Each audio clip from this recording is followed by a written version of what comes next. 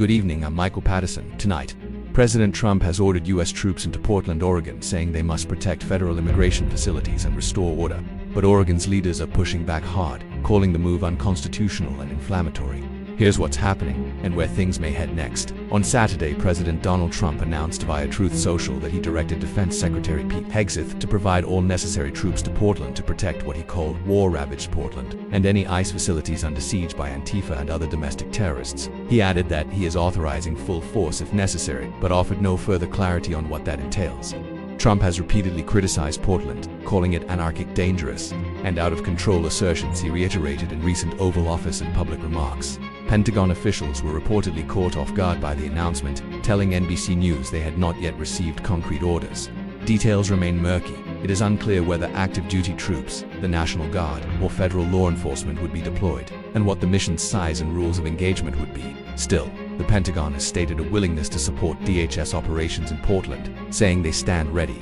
Posse comitatus and the use of troops for domestic policing. Deploying the U.S. military in civilian law enforcement roles carries serious legal risk under the Posse Comitatus Act, which limits such use. Historically, exceptions are made under the Insurrection Act, but such invocation is politically and legally fraught. State and local pushback. Oregon's Governor Tina Kotek, Portland Mayor Keith Wilson, and U.S. senators in Oregon have all strongly rejected the deployment as unconstitutional and unnecessary. Kotek said Trump's framing of Portland as a war zone is inconceivable, and that she doesn't believe he has authority to override state sovereignty.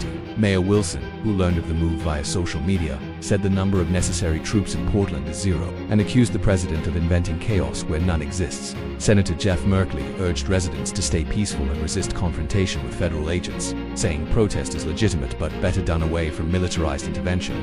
Kotek also said she is coordinating a possible legal response with Oregon's Attorney General. Residents and city observers say Trump's depiction of a war-ravaged city is overblown. Downtown Portland appears far calmer than described, with scenes of normal life, shops open, people walking, contradicting the imagery of chaos.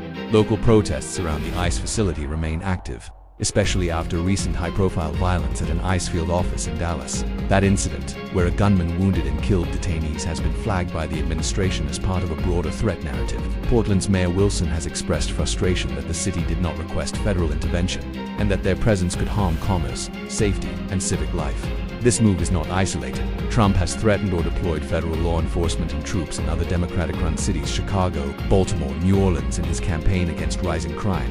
In recent efforts, he's signed a memo to mobilize National Guard and federal agents to cities like Memphis, and previously surged forces to D.C. Critics say the deployment is more about political theater than public safety, a way to stoke fear and rally a land order base. Likely legal challenges are already mounting, as local and state authorities consider court action over claims of federal overreach. Will Trump invoke the Insurrection Act or another legal mechanism to authorize troops overtly? What kind of forces, National Guard, active duty, other federal agencies are actually deployed?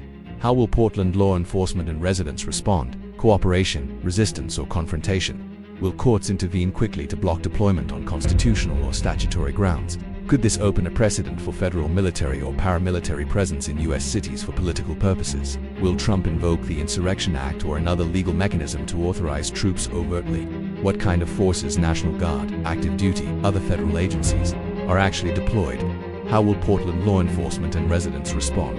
Cooperation, resistance, or confrontation? Will courts intervene quickly to block deployment on constitutional or statutory grounds? Could this open a precedent for federal military or paramilitary presence in U.S. cities for political purposes? Free Press TV will continue tracking these developments. I'm Michael Patterson. Stay tuned.